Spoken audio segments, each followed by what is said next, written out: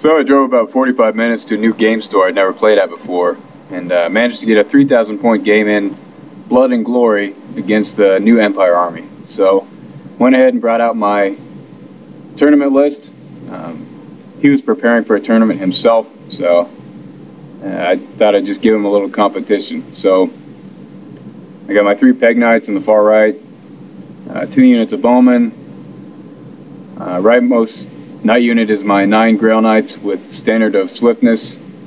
Got 10 Knights of the Realm with my BSB, my Combat Paladin, and there's a War Banner in that unit.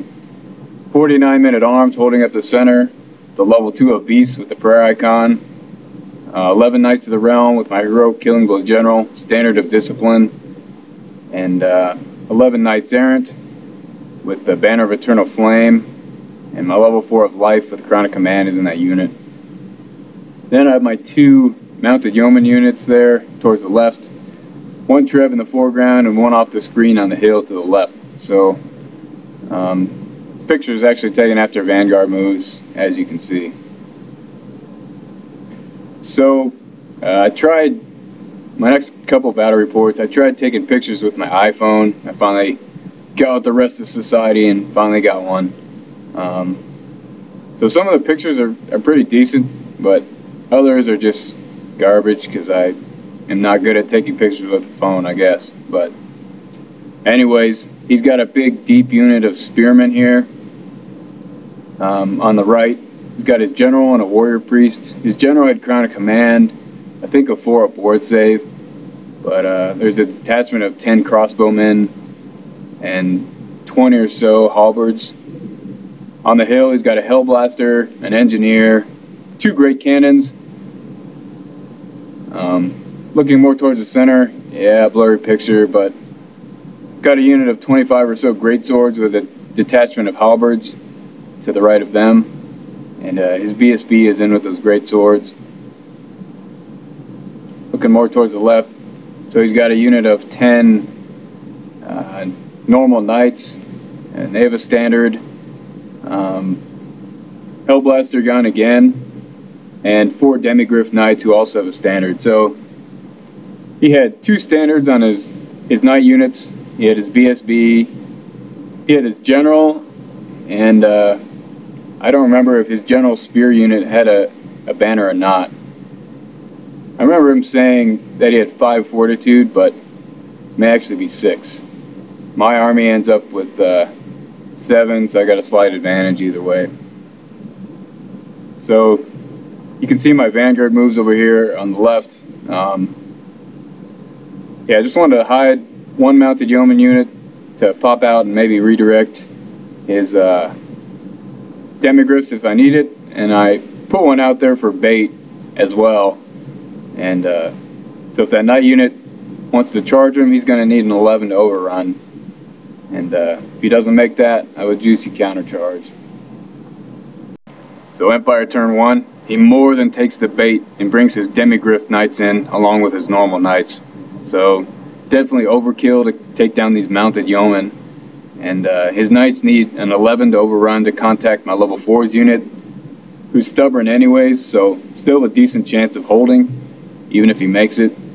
And his Demigryphs aren't likely to be able to overrun past his Knights anyways. And I think they need a 12 to get into the Men at Arms. So feeling pretty good about how my counter charges will look on my turn 1. Just a view towards the center, moves up his battle line. Yeah, so on the left, forgot to mention, he also has in his army one of those new Empire wagon things. I don't know what they're called, but I think it generated an extra power or dispel dice, and also had something where you roll on a chart and can do something either really nasty to you or pretty much do nothing at all. And here's just another view of the right. He has Magic Phase. I shut it down completely. Shooting these crossbows, took a shot at my pegs but didn't do anything. A cannon put 3 wounds on 1 of my trebs, and also one of his Hellblasters dropped 5 of my Grail Knights. So, man, I don't know how nasty those things are or were before, but they are rough now. So definitely made me want to get into combat as fast as possible. So over here on the left, yeah, they crushed through my mounted yeoman, and his knights rolled the 11 to overrun into my level 4. So I don't like this, but I should be okay. You know, at the same time, it always makes you nervous. You know, I've failed a leadership 10 before, and my level 4 has gone off the board turn 1. So yeah, it always makes you nervous to get charged like that. But if I manage to stick, I'll be able to reform my men-at-arms to help my level 4's unit. And the way he reformed his demigryph knights, my heroic killing blow general has an easy charge. So measuring shortest distance, it's actually an automatic charge. So I think he didn't look closely enough.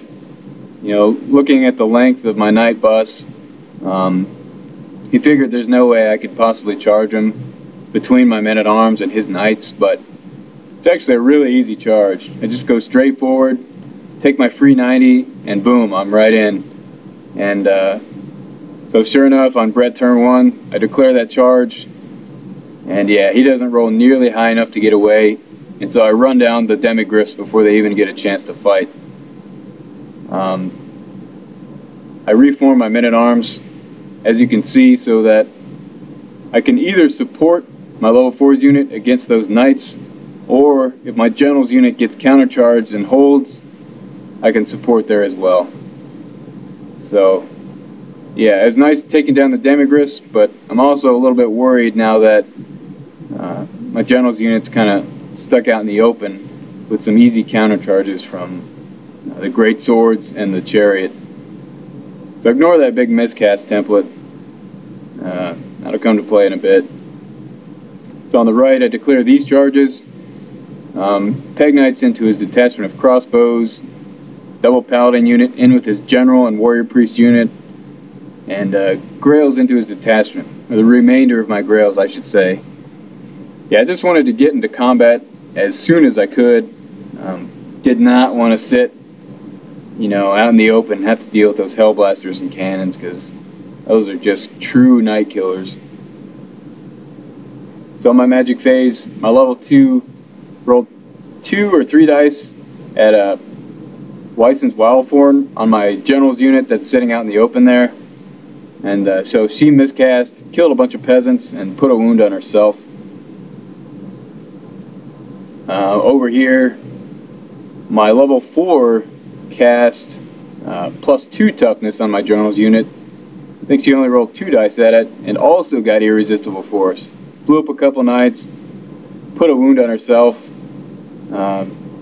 Maybe she didn't blow up knights, I don't remember. I know she did the miscast where all the casters take a strength 6 hit, so that actually killed my level 2, who had a wound on her from her own miscast. But you know, I think it was worth it, getting the +3 toughness, +1 strength on my general's unit.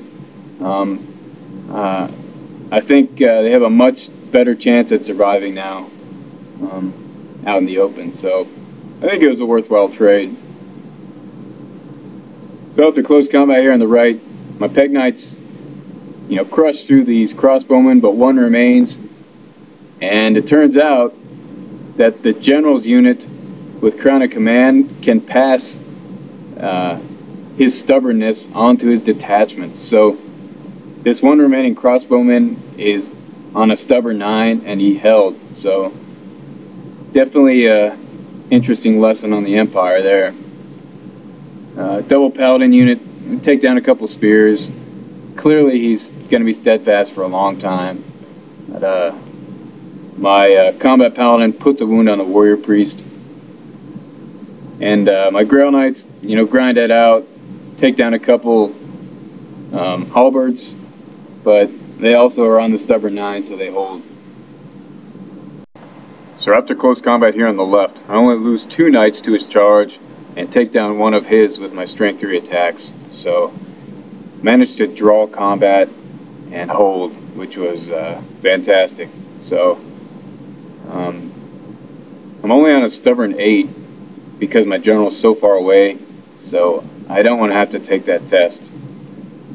Forgot to mention, I also got Shield of Thorns on that unit, just because I couldn't reach my Grail Knights where I really wanted to put it, but hey, maybe it'll help out here.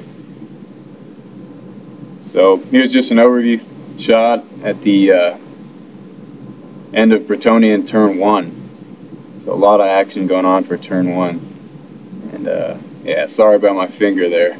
I'm a dumbass. So unfortunately I hardly have any pictures of Empire turn 2. But the main story is he did not countercharge my general's unit, who was very buffed up with his chariot or his greatswords. Instead elected to shoot at him with his Hellblaster, and only managed to kill 2 knights, which I was happy with. Down here in the combat with my level 4's unit, we managed to hold again. I believe we drew combat a second time. So, story over here, yeah, my Grail Knights are getting ground down. Only 2 left, but they're hanging on. And the big one with the spears and his general. So my BSB puts 2 wounds on his general, and he only has 1 left. And my combat paladin flat out kills his warrior priest. So these guys are finally performing as the true champions I know them to be. My Peg Knights to the right of this picture killed his crossbows and reformed to face towards those cannons. So you see he's got a Hellblaster and 2 cannons lined up nice and tight on that hill. Yeah, right now my Peg Knights are staring at him and seeing a real easy charge and a whole series of overruns. So looking pretty good there. Shut down his magic on his turn 2 again, and really his shooting wasn't that effective. So on Brett turn 2, my men-at-arms finally get into the action. Coming in horde formation, strength 4. Still going to have a 2-up against my strength 4, but it's just not going to matter. My combat res and sheer number of attacks are going to easily beat that knight unit. So on the top here, my hero killing book general goes into his Hellblaster. Nice to get that thing off the board. Also, my intent here is to get a free combat reform.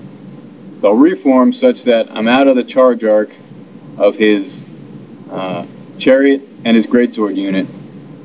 But I'll be able to see them, and I'll be able to see the flank of my men-at-arms, such that if he countercharges my men-at-arms with his greatswords or chariot, I'll be able to get them in the flank or rear with my general's unit. So from a positioning standpoint, it's a win-win situation for me. So this is just showing main combat on the right. My Peg Knights getting a nice charge into his Hellblaster. It's a pretty easy charge. I think I needed like a 3 or something, but that's just going to be a chain reaction of death right there. So to add insult to injury, I get +2 toughness on my men-at-arms. So if his greatswords decide to countercharge, they're going to have an even tougher time getting through my high toughness and the ward save from my prayer icon. So just when I thought things couldn't get any better, they do. I target my trebuchet dead center of these greatswords, but it veers off and crushes his magical chariot thing. Rolled a 5 for multiple wounds and just one-shot it. Then my second treb targets the center of this greatsword unit and drops it by a significant number of greatswords, as you can see. So, and everything's going my way this turn. Yeah, after close combat here, we easily crushed the knights. Wanted to pursue with my knights, did not want to pursue with my men-at-arms. I was hoping to reform into a bus facing those greatswords, but they failed their restraint roll, so they had to go and chase those knights down. So this is after close combat here in the center, and my Peg Knights easily crushed the Hellblaster. I'm down to 1 remaining Grail Knight, just holding on for dear life against that detachment. And my BSB's unit, my double paladin unit, are grinding it out with those spears. and still haven't taken a wound from him. So definitely giving his general's unit a run for his money. So this one's just showing my Peg Knights actually overrunning into his engineer before I got in with his cannon. So not many pictures of Empire turn 3 once again, but basically his greatswords tried to charge something but failed their charge. Over here is just showing my Peg Knights crushed his engineer and overran into another cannon. So close combat here, my last remaining Grail Knight holds on once again, denying those points to the halberds. So yeah. The big event was he got Occam's Mindrazor off on his big spear unit with his general. So my double paladin unit hadn't taken a wound all game, but now these spears are looking a lot more scary. However, in close combat, his strength 7 spears only managed to drop 3 of my knights, and my 2 paladins came in like true champions and just took down a slew of spearmen. And so we won the combat. Actually, we've been winning the combat every single round, but he's been making his stubborn 9. But this time he failed his stubborn 9. We ran him down, the whole unit along with his general. Then we remembered it was blood and glory, and that was the game right there. So yeah, it just goes to show if someone has to roll a stubborn 9 enough times, you know, chances are they'll fail one of them. So he didn't have his BSB to kind of buffer that unit, but hey, that's how it ended. So definitely a good way to start for my Bretonnians against the new Empire army. Yeah, I think the biggest mistake my opponent made was here, overcommitting into my mounted yeoman. He took the bait and ended up losing both of these banners for this mistake. I was kind of curious how I would stack up against his demi-griffs.